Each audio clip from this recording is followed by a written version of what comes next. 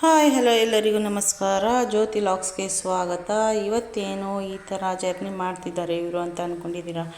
ಇವತ್ತು ನಾವು ಯುಗಾದಿ ಹಬ್ಬಕ್ಕೆ ಊರಿಗೆ ಹೋಗ್ತಾ ಇದ್ದೀವಿ. ಹಾಗಾಗಿ ಊರಿಗೆ ಹೋಗೋಕ್ಕೆ ಮುಂಚೆ ಏನೆಲ್ಲ ಪ್ರಿಪ್ರೇಷನ್ನ ಮಾಡಿ ಹೋಗ್ತಾ ಇದ್ದೀವಿ. ನಾನು ಇರೋವಂಥ ಮನೆಯ ಕ್ಲೀನ್ ಮಾಡಿ ಎಲ್ಲನೂ ನೀಟಾಗಿ ಜೋಡಿಸ್ಬಿಟ್ಟು ಹೋಗಬೇಕು ಅಂಥೇಳಿ ಎಲ್ಲನೂ ಕ್ಲೀನ್ ಮಾಡ್ತಾಯಿದ್ದೀನಿ. ಬೇಗ ಮಾಡ್ತಾಯಿದ್ದೀನಿ.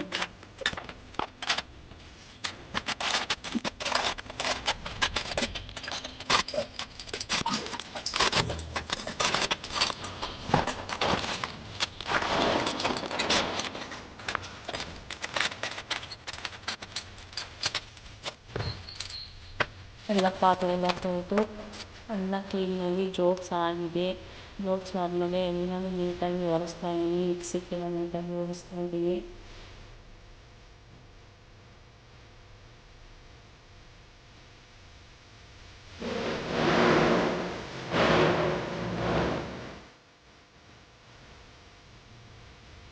ಬೀಕಲ್ಲಿ ಕೂಡ ನೀಟಾಗಿ ಒರೆಸ್ತಾ ಇದ್ದೀನಿ.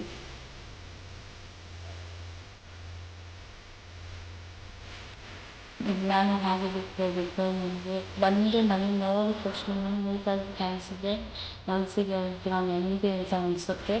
ಎಲ್ಲ ನನಗೆ ಇಟ್ಬಿಟ್ಟು ಹೋಗ್ಬಿಟ್ರೆ ಗಲೀಜು ಆಗಿರೋ ಮನೆಯಲ್ಲಿ ನನಗೆ ಕೆಲಸ ಮಾಡೋಕ್ಕೂ ಇಷ್ಟ ಆಗಲ್ಲ, ಮನೇಲಿ ಇರೋಕ್ಕೂ ಇಷ್ಟ ಆಗಲ್ಲ. ಹಾಗೆ ಗಲೀಜು ಮನೆಯನ್ನು ಬಿಟ್ಟು ಹೋದರೆ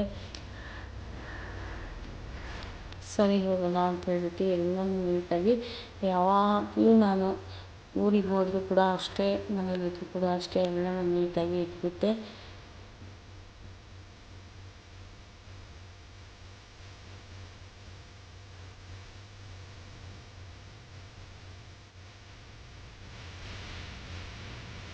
ಕಸವನ್ನು ಗುಡಿಸ್ಬಿಟ್ಟು ಎಲ್ಲ ಕೂಡ ಒರೆಸ್ತಾ ಇದ್ದೀನಿ.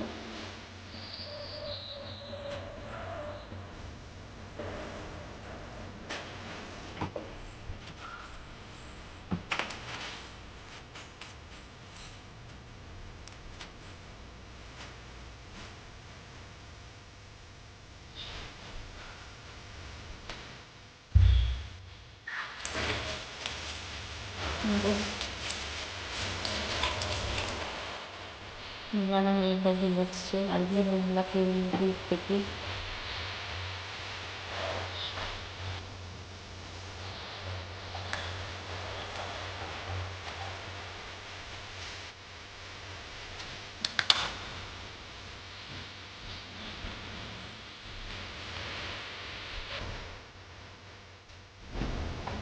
ನಾನು ಸ್ವಲ್ಪ ಬ್ಯಾಂಕಿಗೆ ಹೋಗೋಣ ಅಂತೇಳಿ ಸ್ನಾನ ಮಾಡಿ ರೆಡಿಯಾಗಿ ಬ್ಯಾಂಕಿಗೆ ಬಂದಿದ್ವಿ. ಒಂದು ಅಕೌಂಟ್ ಓಪನ್ ಮಾಡ್ತೀನಿ ಅಂತೇಳಿ ಬಂದ್ವಿ. ಆದರೆ ಆಲ್ರೆಡಿ ಒಂದು ಅಕೌಂಟ್ ನಂಬರ್ ಅಂತೇಳಿಬಿಟ್ಟು ದುಡ್ಡು ಹಾಕಲಿಲ್ಲ.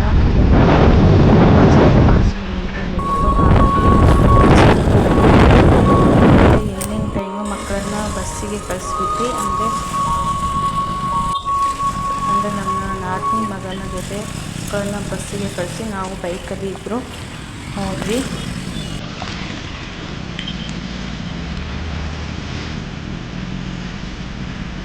ನಾವು ಶಿವಮೊಗ್ಗ ಹೋಗ್ತಾ ಇದ್ದೀವಿ.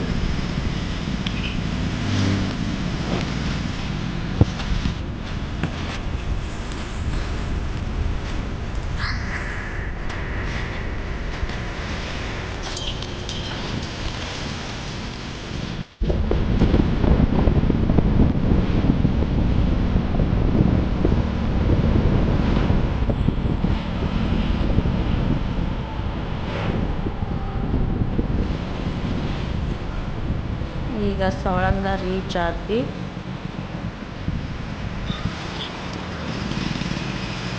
ಇಲ್ಲಿ ಒಂದು ಆಂಟಿ ಹತ್ರ ಹೂವಿನ ಹಾರನ್ನು ಕೇಳಿದ್ವಿ. ಆದರೆ ಅವರು ಹೂವಿನ ಹಾರ ಇಲ್ಲ ಅಂತ ಅಂದರು. ಹಾಗಾಗಿ ಮತ್ತೆ ಮುಂದೆ ಹೋದ್ವಿ.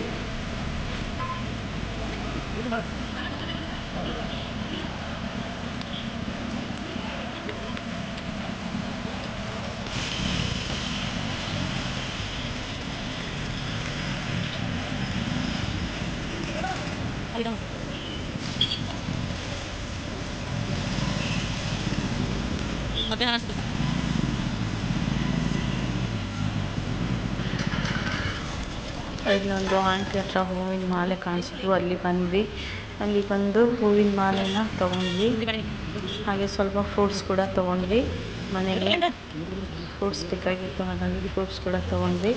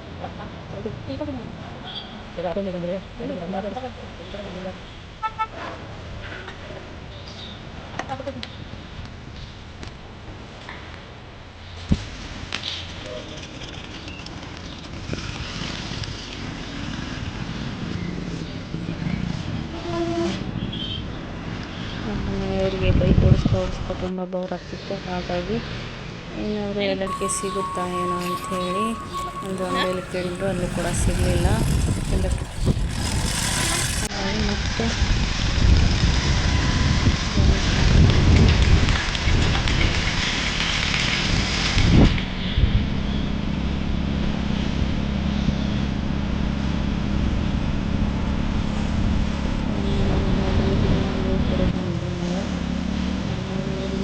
ಆದ್ವಿ.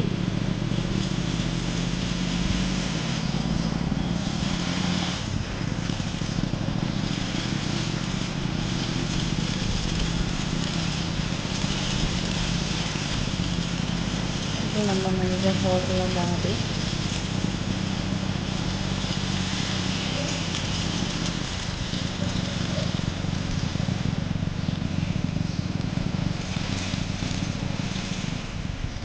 ಫೈನಲಿ ನಮ್ಮ ಮನೆಗೆ ರೀಚ್ ಆದ್ವಿ. ನೋಡಿ, ಇದೇ ನಮ್ಮ ಮನೆ. ಎಲ್ಲರೂ ಬನ್ನಿ ನಮ್ಮ ಮನೆಗೆ ಯುಗಾದಿ ಹಬ್ಬಕ್ಕೆ. ಎಲ್ಲರಿಗೂ ಕೂಡ ಹ್ಯಾಪಿ ಯುಗಾದಿ.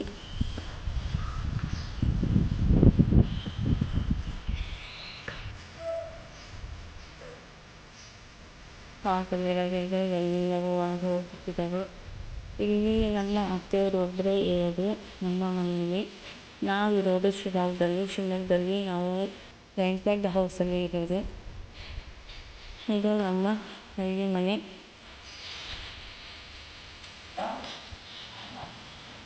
ನಾನು ತಂದಿರೋ ಮಾವಿನ ನನ್ನ ಮಾವನ ತೋಟಕ್ಕೆ ಹಾಕಿದ್ದಾರೆ.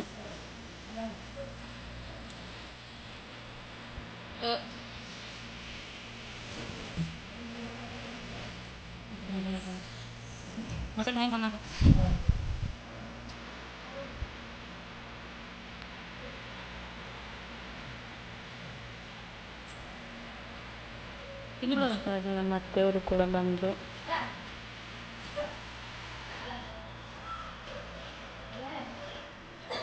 ನಾವು ಬಂದು 10 ನಿಮಿಷಕ್ಕೆ ಮತ್ತು ನಮ್ಮ ಮಕ್ಕಳು ಕೂಡ ಬಂದರು. ಅವರಿಗೆ ನಾವು ಮುಂಚೆನೇ ಕಳಿಸಿದ್ವಿ. ಅವರು ಬಸ್ಸಿಗೆ ಬರೋದ್ರಿಂದ ಸ್ವಲ್ಪ ಲೇಟ್ ಆಯಿತು. ನಾವು ಬೈಕಿಗೆ ಬರೋದ್ರಿಂದ ನಾವು ಬೇಗನೆ ಬಂದಿದ್ವಿ. ಹಾಗಾಗಿ ನೋಡಿ, ಅವರು ಬಂದು ಎಷ್ಟೊತ್ತಿಗೆ ಬಂದ್ರಿ ಏನು ಅಂತೇಳಿ ಕೇಳ್ತಿದ್ದಾರೆ. ಬಸ್ ಸ್ಟ್ಯಾಂಡಿಂದ ಮನೆಯವ್ರಿಗೂ ನಡ್ಕೊಂಡು ಬಂದಿದ್ದಾರೆ. ಹಾಗಾಗಿ ಬಿಸಿಲಲ್ಲಿ ಕೆಂಪಗಾಗ್ಬಿಟ್ಟಿದೆ ಮುಖ ನನ್ನ ಮಗಳದ್ದು. ನೀವೆಷ್ಟೇ ಬಂದಿದ್ದಾನೆ ನನ್ನ ಮಗ ಅಲ್ಲಿಂದಲೇ ಬಾಲ್ ಆಡ್ಕೊಂಡು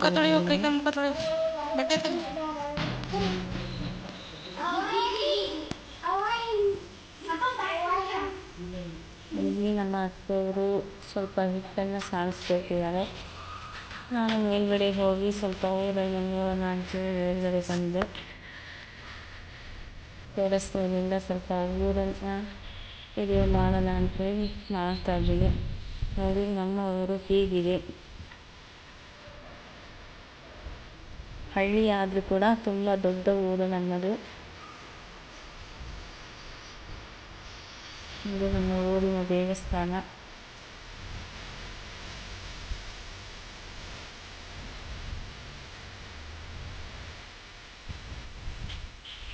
ಈವ್ನಿಂಗ್ ಟೈಮು ಸೂರ್ಯ ಮುಳುಗೋ ಟೈಮಲ್ಲಿ ಬಂದು ವಿಡಿಯೋ ಮಾಡ್ತಾಯಿದ್ದೆ. ಇದೆಲ್ಲ ಪಕ್ಷಿಗಳು ಕೂಡ ಕೂತಿದ್ವು.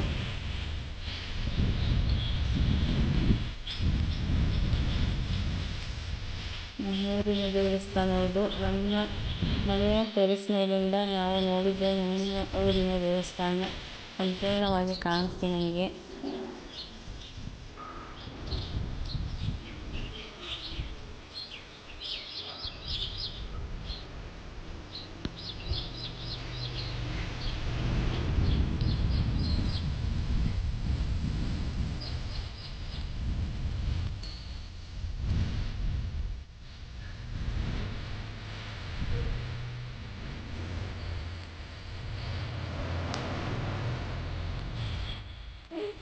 ನಾವು ಸಂಜೆ ಅಡುಗೆ ಮಾಡುವಾಗ ನಾವು ರೊಟ್ಟಿನ ಹೀಗೆ ಒಲೆ ಮೇಲೆ ಮಾಡೋದು ಈ ಮನೆ ಕಡೆ ಇದೇ ಥರ ಎಲ್ಲರೂ ಒಲೆ ಮೇಲೇ ರೊಟ್ಟಿ ಮಾಡ್ತಾರೆ.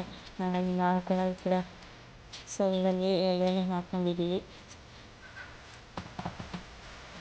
ಜೋಳದ ರೊಟ್ಟಿ ಮಾಡ್ತಾಯಿದ್ದೆ. ಮಕ್ಕಳು ಕೂಡ ಆಟ ಆಡ್ತಾಯಿದ್ರು. ಕ್ಯಾರಮ್ ಆಟ ಆಡ್ತಾಯಿದ್ವಿ.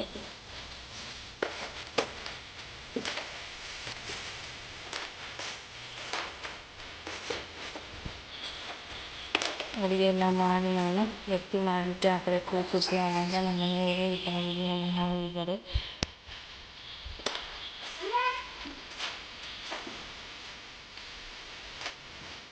ನೋಡಿ ನನ್ನ ಮನೆಯ ಬಿಟ್ಟು ಈ ಥರ ಇದೆ.